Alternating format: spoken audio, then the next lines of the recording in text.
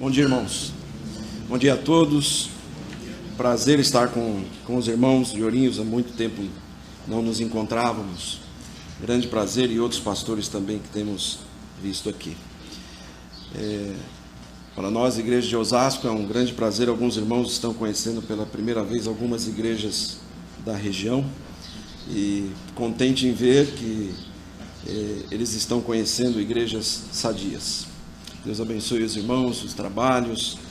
Eu fui incumbido de pregar, e o pastor Israel, eu sou o primeiro. Eu espero não deixar os irmãos tão cansados para o segundo, né? E também, como foi dito, está sendo gravado, mas não dá direito ao irmão de dormir, ok? Nesse para assistir depois, né? Então, preste bastante atenção. E o tema que o pastor nos deu está lá em Judas 3.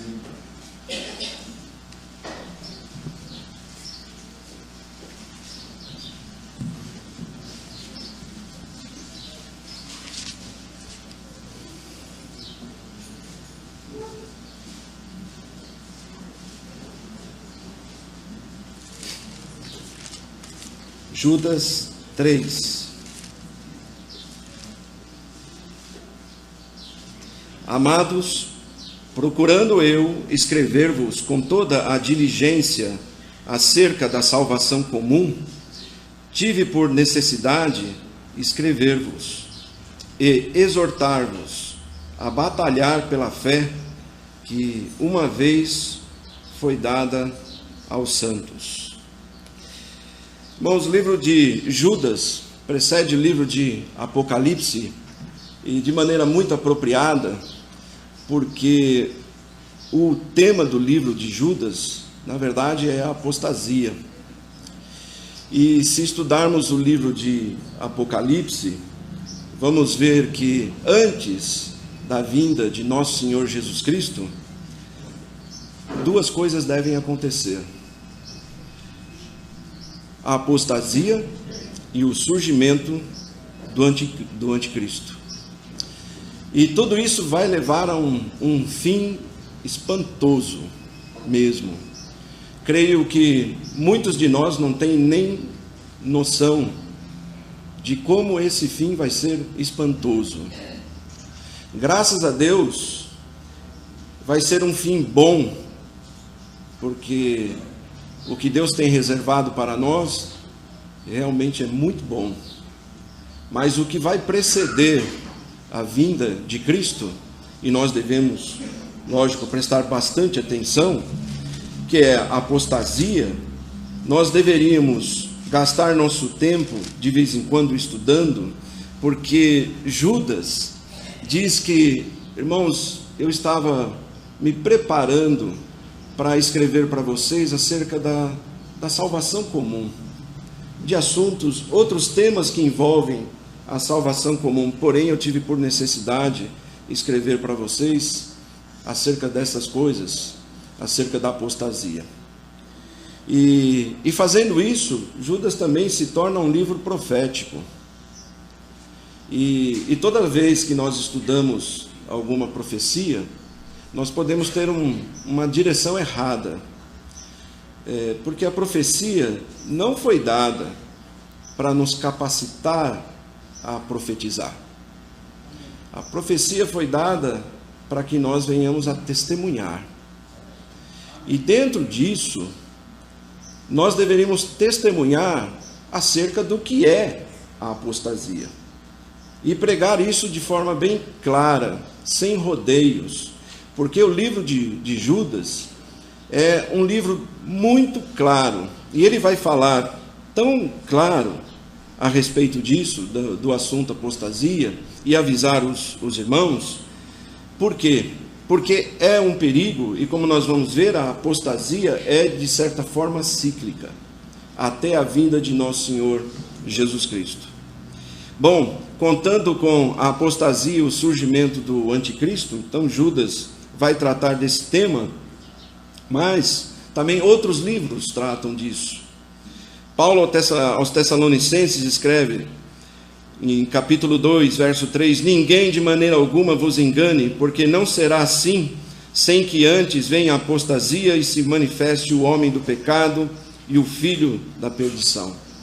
Então, sendo esse o tema, nós não devemos deixar nos enganar pensando que a apostasia é algo que ocorreria somente depois da saída, da ida de Cristo, vamos dizer assim, aos céus.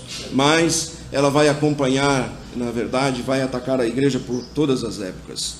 Dentro disso, irmãos, guardem bem, porque se houver tempo, porque na verdade o nosso tempo é muito escasso e o tema é muito amplo, né? Do qual temos muito a falar, mas infelizmente, vamos dizer assim, o nosso tempo é curto. Nós vamos ver a união do poder, vamos dizer assim, civil e eclesiástico, igreja e Estado. Então, vai caminhar para isso. Nós vamos ver que lealdade política se torna tão importante quanto lealdade religiosa. A sociedade não pode ser mais classificada como cristãos e não cristãos. Não pode haver essa distinção. Isso são sinais de apostasia, na verdade. E fazer do mundo um lugar feliz. O mundo nunca vai ser para nós um lugar onde nós vamos encontrar felicidade. Nós vamos encontrar um mundo caído, não um mundo feliz. Felicidade para nós está em Cristo e na vinda dele. Apostasia, o que significa isso? Desvio da verdade, abandono da palavra de Deus. Isso quer dizer apostasia. Eu estou indo aos poucos, só para chegarmos bem claro no tema. Por isso é uma carta geral. Mas é uma carta, se os irmãos forem ler no versículo 1, olha que declaração maravilhosa. Peguem lá Judas 1, se você já está aí.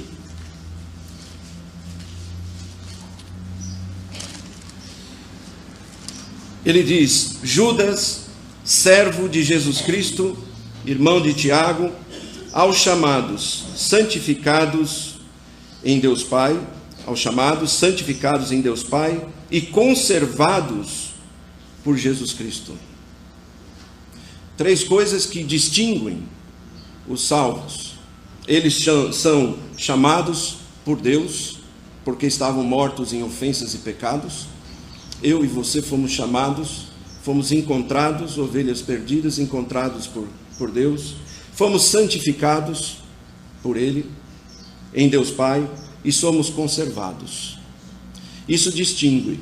E um cristão é algo que deveria, vamos dizer assim, mostrar ao mundo que ele é uma pessoa distinta.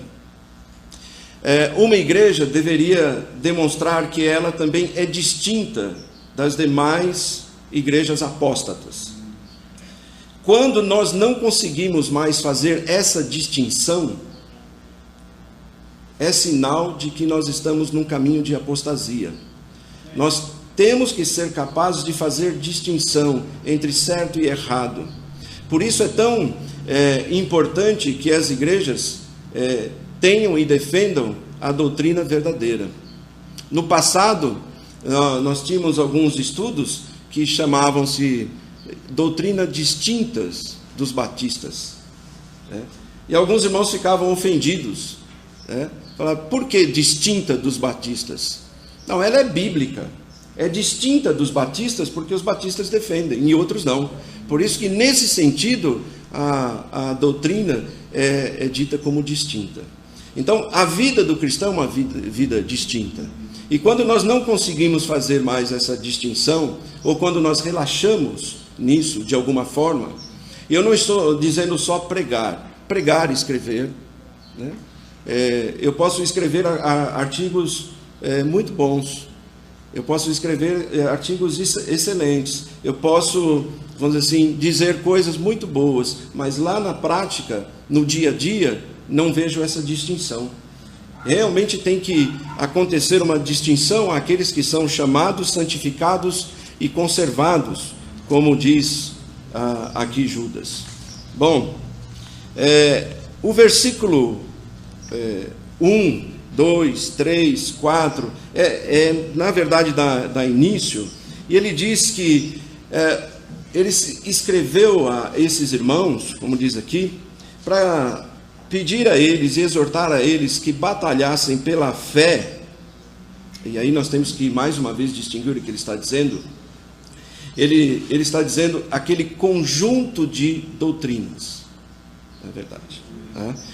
Sem adições nem subtrações. Nós poderíamos pegar doutrinas bem distintas mesmo, né? Nós estamos falando somente a respeito de algumas doutrinas como batismo, ceia. Não, nós estamos falando de um grupo de doutrinas que envolve tudo aquilo que a igreja prega e que ela tem que defender. E ele diz, essas doutrinas que uma vez, aí nós conseguimos distinguir melhor, porque a palavra, vamos dizer assim, no original, o apax, quer dizer uma vez por todas. Então, o que ele está dizendo? Que essas doutrinas que fazem parte do alicerce da igreja, alicerce se coloca uma vez só. Então, quando você vai construir, faz uma vez e depois constrói sobre esse alicerce. Mas veja lá, cada um como constrói, diz Paulo, né? Porque pode edificar sobre palha e feno. Então, deve edificar sobre essa base. Se a base está errada, o resto está comprometido. Então, quando uma igreja não consegue mais distinguir as suas doutrinas, e os membros, vamos dizer assim, não veem diferença, vamos dizer assim, entre crente católico, entre crente e presbiteriano, entre crente e luterano, ou quando alguns chegam a um ponto de dizer, mas nós somos praticamente iguais. Bom, eu creio que falta realmente conhecer aquilo que as Escrituras têm nos ensinado, porque se fôssemos iguais, estaríamos juntos, e não estamos, né?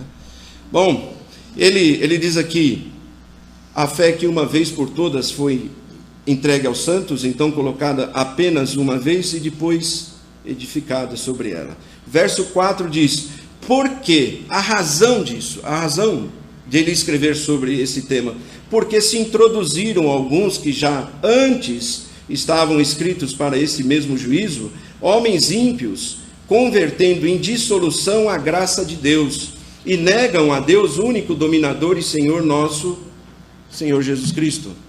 Bom, o que é converter em dissolução a graça de Deus? Em poucas e simples palavras, na verdade, dar licença para pecar. Esse vamos dizer assim, o que Judas está dizendo aqui. Irmãos, uma das coisas que nos distingue dos demais não salvos, é que nós sabemos que não temos licença para pecar. Aliás, nós não queremos pecar. Uma das coisas que nos distingue é que nós queremos ter comprometimento com a palavra de Deus e tudo que ela ensina ao pé da letra. Nós não queremos comprometer a nossa santidade. E por isso, quando Judas escreve aos irmãos, está dizendo o seguinte: irmãos, a apostasia vai entrar na igreja e traz junto consigo uma forma de viver que não tem nada a ver com a maneira de viver que os crentes vivem agora. Isso vai comprometer e vai fazer o quê? Vai trazer não convertidos para dentro da igreja. E é o que ele está dizendo aqui. Bom, e eu queria falar com os irmãos, pelo menos de 6 coisas, como diz, o tempo é curto, que fazem com que a apostasia seja introduzida na igreja, e que é corrente no nosso tempo. Pragmatismo. Eu vou dar alguns nomes, que talvez você nunca ouviu, mas eu vou dizer o que significa. Bom, o que é pragmatismo? É adicionar às escrituras algo que parece funcionar. É a filosofia utilitária, vamos dizer assim. Deu certo, vamos copiar. É isso que acontece. Cuidado. Esse pragmatismo, vamos dizer assim, fez com que muitas igrejas acabassem por introduzir uma forma de culto e adoração, como foi falado aqui, que não tem nada a ver com as escrituras. Então, pragmatismo, adicionar algo que parece que funciona. Vou dar um exemplo. Vamos fazer igrejas em células, ou trabalho em células. Irmãos, a Bíblia nos ensina, nós vemos no Novo Testamento, igrejas sendo organizadas, e quando já tem número suficiente, se organiza a igreja e rapidamente, dentro do possível, coloca-se lá um pastor. Nós não fomos ensinados a fazer com que os irmãos, durante a semana, vocês se juntem onde puder, e aí vocês cada um façam e preguem aquilo que vocês acharem. Não. Isso fez com que muitas falsas doutrinas entrassem na igreja. Isso fez com que a igreja acabasse por se dividindo e tivesse o trabalho só para os jovens. Em São Paulo nós temos chamada bola de neve, vamos dizer assim. Lá só frequenta os jovens, né? Os mais velhos não são introduzidos nesse tipo de culto. A igreja é composta de jovens, irmãos mais velhos, de toda classe de irmãos, e igreja é um grupo de pessoas reunidas, autorizadas, chamadas por Deus, separadas, ali prestar culto e adoração. Quem desconhece, irmãos, o sentido da palavra igreja, certamente não vai demorar muito caminhar para a apostasia. Entenda o que é igreja, porque se você não entender o que a igreja significa, você está no caminho da apostasia. Misticismo, experiência acima das escrituras, né? Irmãos, os dons sobrenaturais, então até certa época se exaltava isso, né? E hoje ainda mais se procura igrejas que realizam curas e tudo mais. Eu costumo dizer aos irmãos, faça, vamos dizer, um teste simples do que é sobrenatural, do que pelo menos eles dizem. Faça o teste de como os dons funcionavam, e você não vai ter dúvida que a época dos dons terminou. Primeiro, os dons tinham 3 características: sobrenatural, instantâneo e com idade aparente. Guarde isso. Todo o dom, vamos dizer assim, e naquela época era feito de maneira sobrenatural. Isso significava que Deus, de alguma maneira, mudava ou transformava aquilo que era natural para, vamos dizer assim, interagindo ou trabalhando de uma maneira que não era natural, ou seja, sobrenatural. Então, quando alguém, por exemplo, era curado, era uma intervenção sobrenatural. Junto com ela, era uma intervenção instantânea, que significa que o coxo saía andando, que o cego saía vendo, e que não tinha dúvida nenhuma. E outra, tinha idade aparente.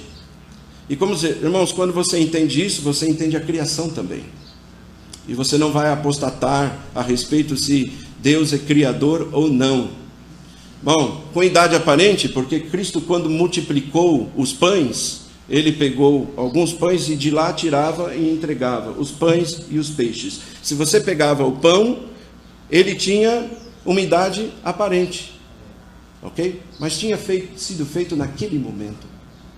Quando Deus criou o mundo, ele criou, haja e houve.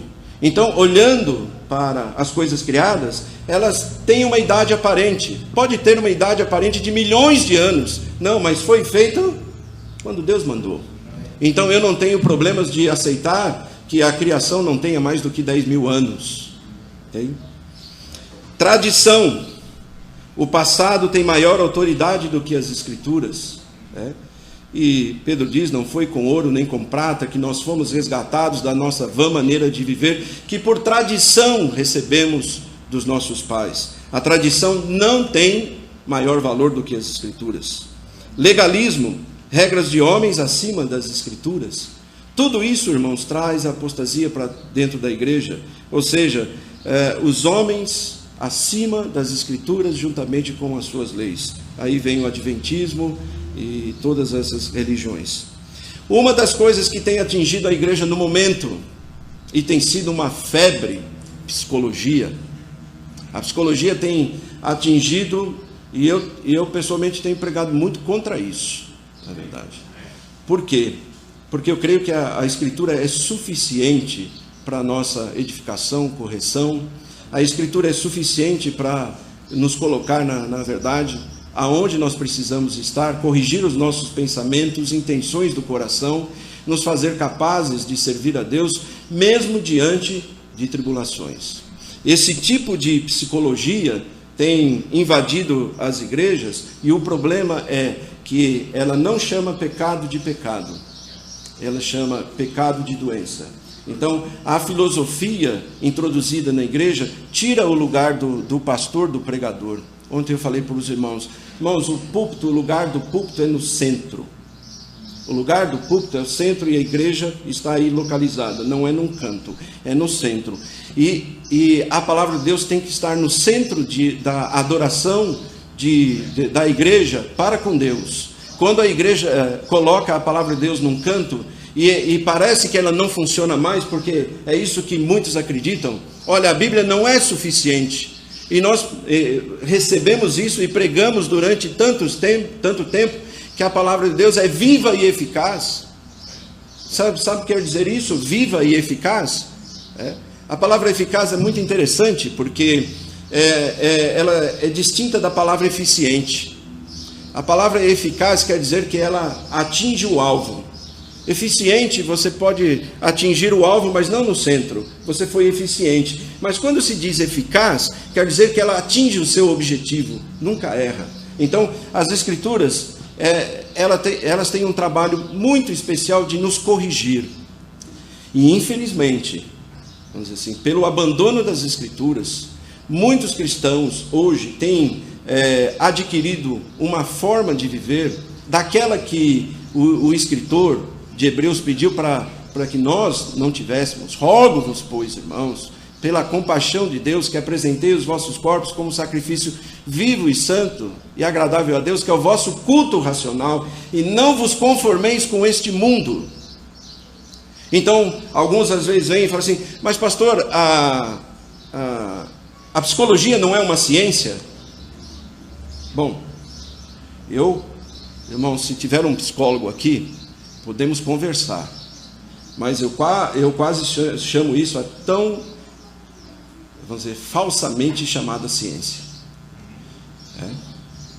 Eu não tenho nada contra os estudos ou contra alguém que conheça, vamos dizer assim, alguma coisa de medicina ou qualquer coisa dessa área.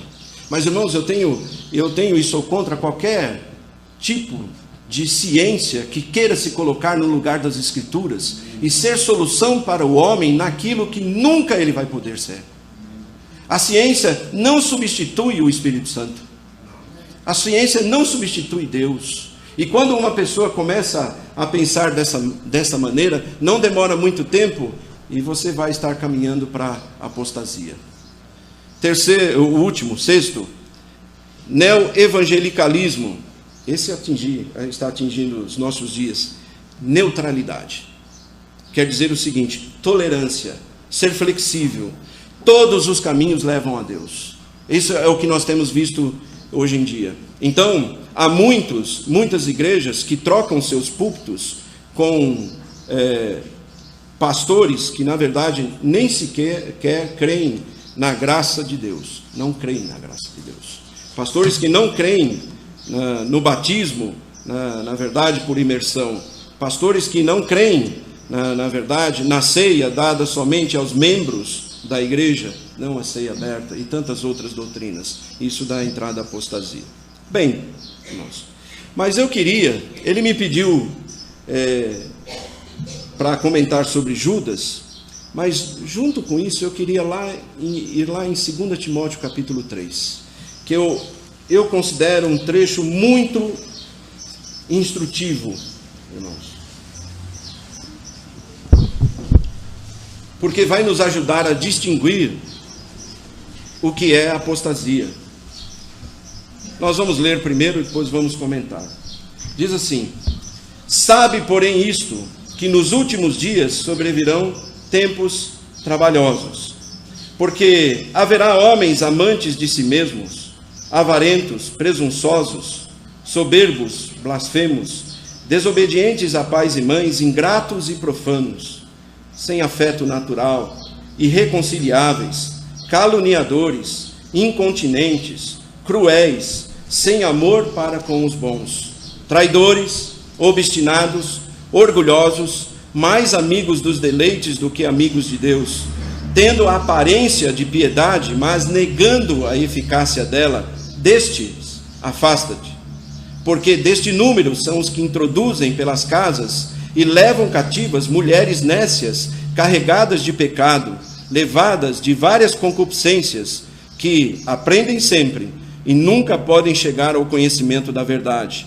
E como Janes e Jambres resistiram a Moisés, assim também estes resistem à verdade, sendo homens corruptos de entendimento e réprobos quanto à fé. Não irão, porém, avante, porque a todos será manifesto o seu desvario, como também o foi daqueles. Tu, porém, tens seguido a minha doutrina, modo de viver, intenção, fé, longanimidade, amor, paciência, perseguições e aflições tais, quais me aconteceram em Antioquia, em Icônio, em Listra, quantas perseguições sofri, e o Senhor de todas me livrou. E também todos os que piamente querem viver em Cristo padecerão perseguições. Mas os homens maus e enganadores irão de mal para pior, enganando e sendo enganados. Tu, porém, permanece naquilo que aprendeste e de que foste inteirado, sabendo que de quem tens aprendido, e o que desde a tua meninice sabe as sagradas Escrituras, que pode fazer-te sábio para a salvação pela fé que há em Cristo Jesus. Toda a Escritura é divinamente inspirada e proveitosa para ensinar, para redarguir, para corrigir, para instruir em justiça, para que o homem de Deus seja perfeito e perfeitamente instruído para toda boa obra. Irmãos, o assunto apostasia, aqui, Paulo está tratando mais uma vez. Tratou quando saiu de Éfeso e chamou os anciãos. Tratou esse assunto claramente aqui com Timóteo. E olha algumas coisas que ele falou. Bom, ele diz aqui: sabe, porém, isto, que nos últimos dias sobrevirão tempos trabalhosos, tempos difíceis. O que ele está dizendo? Ele está nos ensinando que a apostasia ela é realmente cíclica. E nisso nós deveríamos prestar atenção. Bom, por quê? Olha as características. Ele vai dizer, olha, eles negam o quê? Piedade e contentamento. Irmãos, a Bíblia ensina piedade com contentamento é grande ganho. As Escrituras não ensinam a irmos atrás de grande ganho para depois adquirirmos piedade e então adquirirmos contentamento. Não, ela ensina que grande ganho é a piedade, uma vida consagrada com contentamento. Ele diz, bom, qual a característica da apostasia? Olha só, aparência de piedade. Irmãos, o que ele está dizendo nós podemos ter uma vida de aparências. É uma coisa terrível, irmãos, quando uma pessoa não ouve o evangelho verdadeiro. Quando uma pessoa é introduzida numa igreja e ela nunca chegou ao conhecimento da verdade ou à fé em Cristo. Quando uma pessoa faz parte de uma igreja e ela não é capaz de explicar a sua própria conversão, ela não sabe como aconteceu, ela não sabe o que é arrependimento, ela não sabe o que é fé, mas ela viu alguns irmãos e ela começou a imitar, então, como ele diz aqui. Então cria-se uma aparência de piedade. O verdadeiro convertido, ele não tem uma aparência de piedade, ele tem piedade. Mas a apostasia faz exatamente isso. Faz o quê? Bom, se nós tivermos apenas uma aparência, nós vamos ficar contentes com isso. O pastor nunca fica contente de não ver os frutos do Espírito presente na vida das suas ovelhas. Essas coisas têm que estar presentes. Nós temos que ser capazes de enxergar que os irmãos estão abandonando e lutando contra o pecado. Lutando contra o pecado. E ficam contentes com isso. E se aborrecem com o pecado. E abandonam o pecado. E a igreja trabalha com isso para que ela não tenha uma vida de aparências. Que tristeza olhar para uma igreja, para um ministério, para um pastor, que ele tem uma aparência de piedade. O que significa isso? Irmãos, não é só o que nós pregamos, é o que nós vivemos. Nós temos, qualquer pessoa deveria andar ao nosso lado dia a dia e ver que existe piedade e não só a aparência. Você não pode ser uma coisa na igreja e uma coisa fora da igreja. Você não pode ser um pregador da verdade e por trás viver outra realidade. Você tem que viver uma vida de piedade. E isso nós não fazemos com um esforço.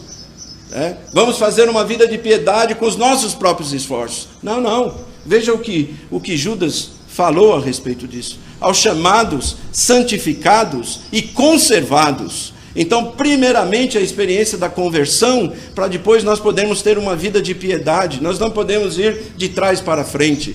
Então, primeiro pregamos o arrependimento e a fé, pregamos a salvação pela graça, para que essa pessoa, crendo no Evangelho, crendo em Cristo, aí sim, ela saia da aparência de piedade. Eu conheço muitas pessoas que têm melhor aparência de piedade do que muitos crentes, mas não são salvos. Segunda coisa, oposição à verdade. Não demora muito tempo. Quando há aparência de piedade, não demora muito tempo e vai haver oposição à verdade.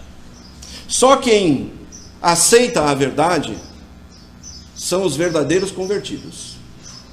Pode ser que às vezes nós venhamos até em determinados momentos, pela nossa ignorância, ir contra a verdade, até que sejamos corrigidos. E muitas vezes eu e você temos que ser corrigidos. Mas se a nossa vida não é caracterizada por uma vida de oposição, na verdade, a tudo aquilo que é errado, mas a oposição à verdade, tem algo errado. Quando os membros eu aceito algumas doutrinas da minha igreja, outras não. O que você está fazendo aqui? Ou o que a sua igreja prega? 1 João capítulo 4, irmãos,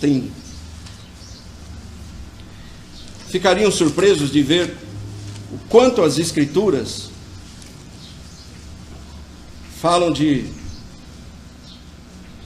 apostasia. 1 João capítulo 4, os falsos espíritos. Amados, não creais a todo espírito, mas provai se os espíritos são de Deus, porque já muitos falsos profetas se têm levantado no mundo.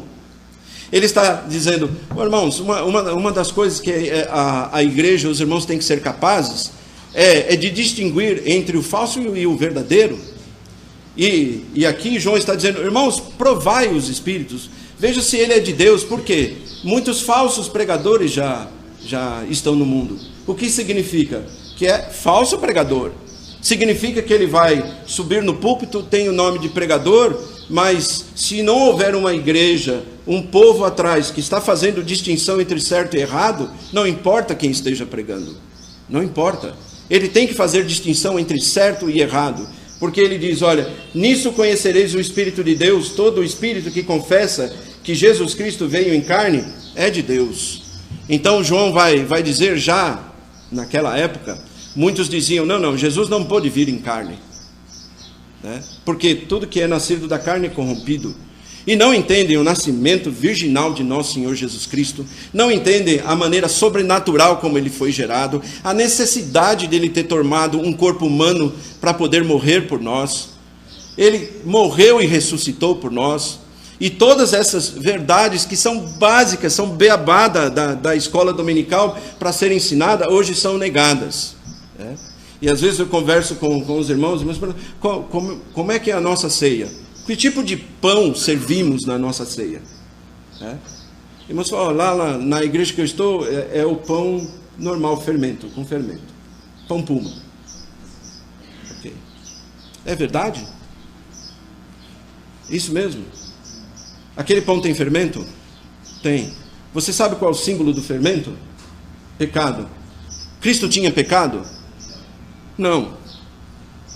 Quando Paulo fala, fazei festa com os ázimos da sinceridade, o que ele estava dizendo? Irmãos, quando vocês comemoram a ceia, com aquele pão ázimo, que representa sinceridade sem pecado, ou seja, e Cristo sem pecado e como a igreja deve estar, aquele pão representava a pureza da igreja e a pureza de Cristo. Mas as igrejas, olha, mas isso não tem problema, é muito mais fácil. E assim nós vamos, irmãos. E quando começamos a ver o que tudo isso representa diante de Deus, muitas igrejas consideram isso como um assunto banal. Irmãos, eu não considero banal tudo aquilo que representa Cristo. Eu considero que deve ser representado dentro daquilo que as Escrituras têm ensinado, e não de qualquer maneira. Terceiro sinal de apostasia, falsos milagres, como nós falamos. Não seguem essa característica. E muita gente fala, mas pastor, você não acredita em milagres? Eu acredito, a conversão é um milagre. Sem dúvida nenhuma. E mais, irmãos, eu acredito que Deus cura. Eu acredito. Você acredita? Pastor, você é batista ou é pentecostal? Né? Eu sou batista. Eu creio que Deus cura. Eu creio que Deus não usa mais o dom de cura dado a um homem. Isso ele não faz, mas ele tem poder para ele fazer o que quiser. E por isso, quando os irmãos estão doentes, o que nós fazemos? Oramos. Mas curas como... E muita gente fica, vamos dizer assim, de certa forma maravilhado. Aprendendo sempre algo, porém nunca podem chegar ao conhecimento da verdade. Irmãos, que tristeza. Irmãos, olha a característica de apostasia. Olha só. Não quer dizer que não aprendeu. Aprendeu, mas não põe em prática. Irmãos, isso é muito sério. Se você conhece uma igreja que tem um nome e se diz distinto, que prega certas verdades, e escreve, está aqui, pastor, o que você crê? Está aqui, o que eu creio. Ok.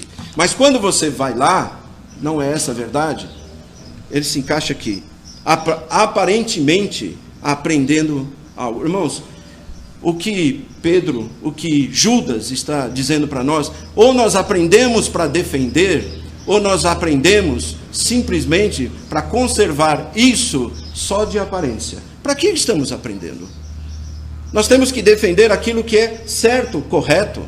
Nós não temos que ter dúvida quanto a isso. O quinto ponto ele diz: amontoarão para si mestres adaptados às suas próprias ideias, maior parte dos que estarão entre eles. Olha só, você sabe quais são os livros que mais se vendem na atualidade? São os chamados livros de autoajuda. Esses são os livros. Quem escreve esses livros? Os chamados psicólogos cristãos. Eles ganham rios de dinheiro, irmãos. Rios de dinheiro. E eles estão tentando substituir o trabalho de uma igreja, o trabalho de um pastor, na verdade. Não podem substituir. A forma que Deus utilizou é realmente a exortação da palavra. Se você ler livro de Hebreus ainda, vai ver que ele exorta os irmãos realmente a receberem a repreensão. A repreensão nem sempre é de gozo, muitas vezes de tristeza, e é verdade. Primeiro nós somos corrigidos, e a correção no presente não é de gozo. E depois ele vai ensinando como nós recebemos, não desmaiarmos com a repreensão, não ficarmos revoltados. Então, o que acontece? A falta de piedade e a falta da eficiência da palavra de Deus em muitas igrejas faz com que muitos vão correr atrás de solução para a sua vida espiritual tão fraquinha, já tão debilitada. O que está acontecendo? Irmãos, talvez você se encaixe nesse grupo que aprende sempre, mas nunca chega ao conhecimento da verdade. E vai amontoar para você mestres. Irmãos, o irmão David estava dizendo, o irmão Félix Raci está aqui. Quem conheceu o irmão Félix sabe que ele era um homem da Bíblia. E ele hoje quase não enxerga. Então, alguém tem que ler para ele e ele comenta. Eu disse ao irmão Félix, você só consegue isso porque você é o homem de um livro só. Nós deveríamos ser homens e mulheres de um livro só. Encontrar nele tudo o que precisamos. Perigo da apostasia, irmãos. Ser debilitado, ser afetado, contaminado. Irmãos, é impossível nós permitirmos a apostasia sem que ela nos atinja. Vamos nos acomodar ao mundo para agradar ou atrair outras pessoas. Irmãos, eu costumo dizer, isso é uma realidade, irmãos, é uma verdade. A igreja é um lugar desconfortável para o incrédulo. Ela é confortável na maneira como nós recebemos ele, né? Você vai receber bem. Olha, bem-vindo. Gostamos que você tivesse aceitado o convite, esteja conosco. Muito obrigado. Sente. Começa a pregar a palavra. Grande desconforto. Grande. A igreja não pode fazer do culto um lugar confortável. Não vai ser. Você começa a pregar a palavra e você vai ver como ele se torna muito desconfortável. Por quê? Porque o que pregamos é totalmente contrário com o que ele vive. E está apontando para ele e indo contra o orgulho dele. E o orgulho que ele tem de não viver, não aceitar, não crer no Evangelho e viver contrário às Escrituras. Ser rebelde, e pregamos então para que ele se arrependa, e tudo isso vai contra o orgulho do homem. Então, se nós queremos mesmo que o Evangelho seja pregado, ele tem que ser pregado como verdade nua e crua, e não se preocupe se alguns levantarem e forem embora. Não tenha preocupação com isso. Quando Jesus pregou, falou: olha, muitos dos seus discípulos já não seguiam. Que discurso duro é esse? Eles falaram. Discurso duro, irmãos. Quem não comer da minha carne e beber do meu sangue não tem parte comigo? Que discurso maravilhoso. Não é não? Para mim é maravilhoso. Para eles era duro. Para mim é maravilhoso. Somente Cristo pode salvar. É maravilhoso. Não, mas é muito duro. Irmãos, quando os irmãos da igreja começam a achar que o discurso do pastor, a pregação, é muito dura, eles têm que rever o que eles estão estudando. Se você começa a desgostar daquilo que é simples e que funciona, a igreja já não é tão atraente para você. Eu conversava com o pastor Esteves há uns meses atrás, e ele me dizia que lá na igreja em Corinto, muitos irmãos foram embora. E foram embora para as igrejas que pregam, vamos dizer assim, diversão, passatempo, igrejas de entretenimento. E ele falou para mim: o mais triste, pastor, é que os filhos levaram os pais. Que geração é essa? Que geração de homens e mulheres que não conseguem formar nos seus filhos e entregar a eles o verdadeiro Evangelho, e quando eles se levantarem contra o verdadeiro Evangelho, você dizer: não te sigo, você está errado, isso não é o Evangelho, isso aqui é o Evangelho. Evangelho não é fazer você rir de vez em quando, né? Não é fazer você se sentir confortável, não é fazer que você gosta. Gostei muito do culto hoje. Por quê? Por que você gostou do culto? Porque você foi exortado? Porque Deus corrigiu você? Recebei com mansidão a palavra em vós enxertada, né? Não, porque foi bacana o culto, né? Porque nós cantamos bastante, porque nós fizemos muitas coisas, mas, irmãos, não acrescentou nada à vida daquelas pessoas. É triste ver, irmãos, que os pais não estão conseguindo passar aos filhos o Evangelho verdadeiro. Outro problema, irmãos, perder o ânimo. A apostasia, ela faz com que muitos percam o ânimo. Não deveria. Mas, pastor, puxa vida, demora para a igreja crescer? Demora mesmo, né? Deus dá o crescimento. Um prega, outro rega. Está pregando? Está regando? Deus vai dar o crescimento. Não se preocupe com isso. O crescimento tem que vir de Deus. Nós só podemos pregar e regar, só isso. Nada. Não podemos fazer outra coisa. Nós não convertemos os homens. Nós nem sequer podemos, vamos dizer assim, fazer com que eles creiam nas verdades mínimas do Evangelho. Não podemos, é impossível.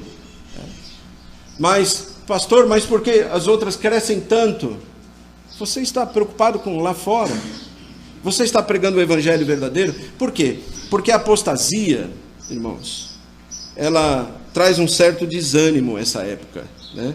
Por quê? Porque é um tempo difícil. E é onde os pastores são tentados. Bom, irmãos, está difícil. É mais ou menos o que eu tenho ouvido nesses dias acerca, vamos dizer assim, da nossa vida normal.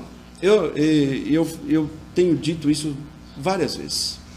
Às vezes, conversando com determinados irmãos sobre a vontade de Deus, alguns irmãos falam, mas nós vivemos em outros tempos, pastor. Outros tempos. Então a verdade não vale para o nosso tempo. Outros tempos, irmãos. Pastor, você não pode pregar que a mulher tem que ficar em casa e tem que cuidar do lar. Nós vivemos outros tempos. Desculpe, nós vivemos tempos de apostasia. É isso que nós estamos vivendo. Mas, pastor, irmãos, isso eu tenho ouvido largamente. Eu, quando tem casamento na minha igreja, eu fico feliz. Agora, vou fazer um mês que vem, um culto. Fico muito feliz. Mas as moças não querem mais se casar. Talvez algumas, não é isso não, pastor, isso aí está errado, né? Okay?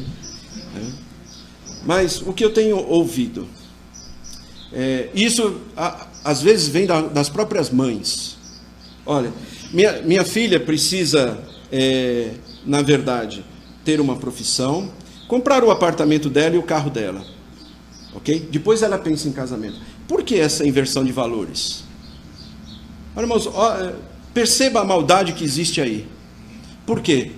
Porque no fim elas estão dizendo assim, não quero depender de homem algum. Essa é a verdade. Então, na hora que eu quiser, eu dou um pé e vai embora. Irmãos, isso é contrário às Escrituras. E o que você está vendo, a sociedade, a apostasia, atinge a igreja, mas algo que veio de fora para dentro dela, mas lá fora já está podre. Lá fora a situação é muito ruim. Então, quando essas pessoas chegam para a igreja, elas têm que ouvir como elas colocarem novamente, ou aprenderem a colocar pela primeira vez os princípios de Deus para o casamento, para a criação dos filhos, como os filhos devem se comportar, o respeito dos filhos aos pais, como os pais devem se comportar entre eles, e toda essa, vamos dizer assim, situação nós não vemos aí fora. Então, hoje em dia, está sendo cada vez mais difícil, vamos dizer assim, homens e mulheres pensarem em casamento. Outra coisa que é muito triste é que eu percebo também em muitos jovens que eles adquiriram o mesmo padrão de Gênesis 6 e viram os homens que as filhas, né, dos homens eram as mais formosas. Hoje em dia os moços e moças não querem se casar com um rapaz que não seja alto, magro. Já pensou? Ainda bem que eu casei, irmãos. Bonito. Tem que ser alguém assim. E muitas vezes os rapazes também. Irmãos, você está olhando o caráter da pessoa? Porque deveria olhar para o caráter. Se aquela pessoa ama a Cristo em primeiro lugar, e você pode estar justamente no caminho de fazer um casamento errado. Existe casamento errado? Existe. Às vezes minha mulher pensa que o casamento é errado, de tanto sofrimento que eu dou a ela, né? Pode ser, né? Não. Quando nós nos casamos pela vontade de Deus, irmãos, pode ser até que pensamentos venham numa fase difícil. Mas nós sabemos que foi por Deus. Mas quero dizer uma coisa, se você casar errado, casou. Nós não apoiamos o divórcio. E tudo que nós estamos vendo aí. Bom, não perca o ânimo, irmãos. Ajude seu pastor, né? Manifestação da apostasia. Já termino, irmãos. A apostasia pode ser pessoal, irmãos, de pessoas que professam a Cristo. 2 Pedro 2,20, irmãos.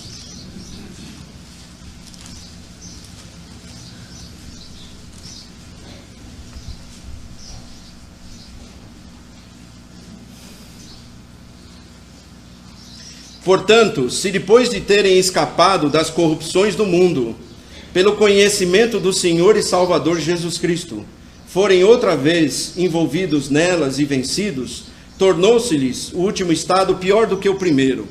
Irmãos, eu já vi muita coisa errada sendo ensinada nesse versículo, nessa passagem. O que a Bíblia está dizendo? Lembra a aparência de piedade? Lembra? Tendo aparência de piedade. Irmãos, uma coisa que nós temos que pregar na igreja é como o pecador vai a Cristo. Mãos vazias. Não tem nada. Pela graça. O pecador vai arrependido a Cristo, porque ele sabe que não pode ajudar nem um pouco. Outro dia, nosso irmão Moacir foi pregar a um homem que faleceu, inclusive, na semana. E falando a respeito da salvação, ele falou, bom, é 70% de Deus e 30% nosso, né? O Moacir, não, é 100% de Deus. 100%. Não pode ter 70%, 30%. Mas, o que Pedro está dizendo aqui é fruto daquela aparência de piedade. Irmãos, o que ele está dizendo é normal. Olha, isso acontece. Uma pessoa começa a vir para a igreja, ela começa a ver como os crentes se comportam. E ela começa a se comportar igual. Ok? Então, vamos dizer assim, ela pode até moderar as suas palavras, deixar de falar até palavrão. Não posso falar, estou no meio dos crentes. Se corrige em certas coisas. Né? E de repente, você olha para ela, e às vezes até nós erramos, falamos, irmão, nem é irmão. Não se converteu. Não é nosso irmão ainda. Mas já está tanto tempo lá na igreja indo, vamos dizer assim, nós estamos vendo ele com certas atitudes, que às vezes, bom dia irmãos, bom dia irmão, bom dia, ele passa, bom dia irmão, mas não é nosso irmão em Cristo ainda. Não vimos, mas tem uma aparência de piedade. Pedro diz que homens assim cruzariam o nosso caminho. Olha o que ele diz. Olha, portanto, se depois de terem escapado das corrupções, diz aqui, do mundo, pelo conhecimento, um certo conhecimento veio acerca de Deus para ele, diz aqui, envolvidos, tornou-se-lhe o último estado pior do que o primeiro. Irmãos, a vida de um cristão, o último estado dele é melhor do que o primeiro. Amém?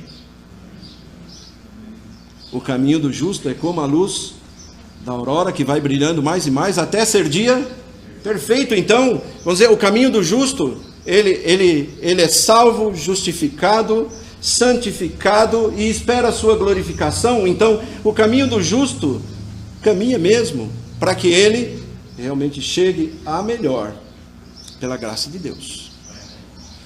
E se ele cair? Vai levantar. O justo cai, 7 vezes será levantado. Mas você vai olhar para a vida dele e ver que o último estado é melhor do que o primeiro. O que a apostasia faz, irmãos? O que nós estamos vendo nessas igrejas? Vocês sabem quem são os grandes inimigos do Evangelho, os maiores inimigos do Evangelho? São esses aqui. Esses que Pedro está dizendo. Aqueles que um dia conviveram com os crentes, vamos dizer assim, chegaram a ter certo conhecimento da verdade, uma aparência de piedade, mas nunca verdadeiramente se converteram. Então eles saem e vão dizer assim, eu já fui crente. Você nunca foi lavado, nunca foi santificado pelo sangue de Cristo. Então ele sai dali e tem aversão ao Evangelho. Por isso, o último estado dele é pior do que o primeiro. E ele diz aqui, porque melhor lhes fora não conhecerem o caminho da justiça, do que conhecendo, desviarem-se do santo mandamento que lhes fora dado. Por quê? Porque também a quem muito é dado, muito será pedido. E a justiça de Deus, porque muitos homens dizem assim, mas pastor, por que Deus permite que certos homens façam tantas atrocidades? E às vezes nós ouvimos algumas pessoas dizerem, Deus não existe. Calma aí. Calma. A Bíblia diz, olha, Deus com justiça vai julgar o mundo. E disso deu certeza ressuscitando Jesus Cristo dentre os mortos. Quanto mais o homem conhece, ele acumula ira para o dia da ira de Deus. Então, um dia ele vai se apresentar diante de Deus, e quanto maior o seu conhecimento, maior o seu castigo. Pode ter certeza disso. Deste modo, sobreveio-lhes o que por um verdadeiro provérbio se diz, o cão voltou ao próprio vômito, e a porca lavada ao espojadouro da lama. Isso é apostasia pessoal, irmãos. Teve certo conhecimento da verdade, participou, vamos dizer assim, como Judas. Pense em Judas. Viu os milagres de Cristo, participou da vida inteira de Cristo, viu coisas que nós, como salvos, desejaríamos ter visto, e tudo isso não adiantou de nada, só fez ele mais condenável diante de Deus. A apostasia pode ser doutrinária, irmãos. Bom, a fé é aquele conjunto de doutrinas, irmãos. E o que você deve fazer? Irmão, zele pela sua doutrina. Zele quando o pastor pregar. Irmãos, não fala, essa doutrina eu já conheço. Irmãos, já está falando. Irmãos, eu sempre aprendo algo mais profundo quando eu estudo as doutrinas. Mais e mais. Aprendo mais de Cristo. Aprendo mais da verdade. Zele dela. Porque é a doutrina verdadeira que nos mantém puros. Romanos capítulo 16. Uma ordem expressa para nós.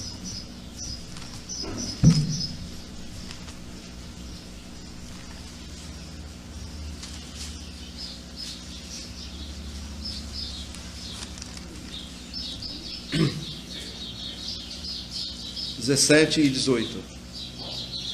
E rogo-vos, irmãos, que noteis os que promovem dissensões e escândalos contra a doutrina que aprendestes, desviai-vos deles, porque os tais não servem a nosso Senhor Jesus Cristo, mas ao seu ventre, e com suaves palavras e lisonjas enganam os corações dos simples. Outro dia eu ouvi uma explicação da palavra simples na Bíblia, e aprendi mais uma coisa. Livro de Provérbios chama o tolo de simples, não é? Você sabe quem é o simples? A palavra simples quer dizer mente aberta. Mente aberta. A filosofia de hoje da apostasia diz que você tem que ter mente aberta, receber tudo. E a palavra simples não tem o significado, vamos dizer assim, para que você e eu tenhamos sempre a mente aberta. Não podemos ter. Tem hora, irmãos, que nós temos que fechar a nossa mente. Fechar. E fazer o quê? Não permitir que aquilo entre.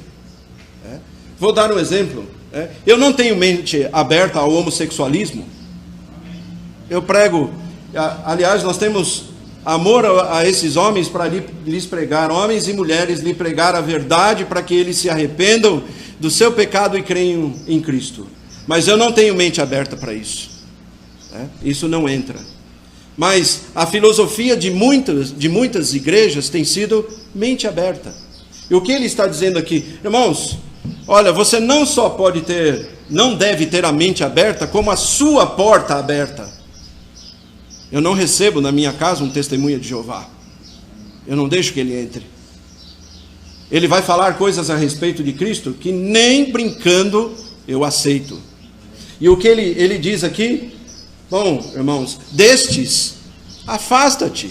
Irmãos, o único caminho para a apostasia é se afastar. Não tem outro. Se afasta, como ele diz aqui. Não tem outra maneira.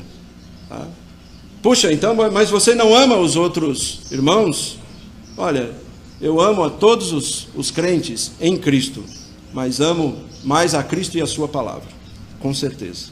E a apostasia eclesiástica, ou seja, é a salvação pela graça abandonada. Então, o anticristo vai, irmãos, introduzir um sistema religioso, onde a religião vai ser oficial, onde ele mesmo vai ser objeto de adoração. Pode esperar. Por isso nós falamos no início, irmãos, a apostasia tem um fim espantoso, espantoso. Mas se possível fora, enganaria até os escolhidos. Não é possível. Porque guardamos a verdade. Irmãos, a apostasia vai contra a doutrina, porque prega a emoção em vez da palavra. Vai contra a santificação, porque ensina uma vida mundana. Vai contra a verdadeira adoração, porque ensina festa, mundanismo, no lugar de adoração. Como diz Judas 4:5, é uma licença para pecar. Todos os exemplos de apostasia terão ligação com o futuro e com a vinda de Cristo. Irmãos, na verdade, o mundo se prepara mentalmente e espiritualmente para receber o anticristo. Irmãos, nós vamos nos preparar mentalmente e espiritualmente para receber a Cristo.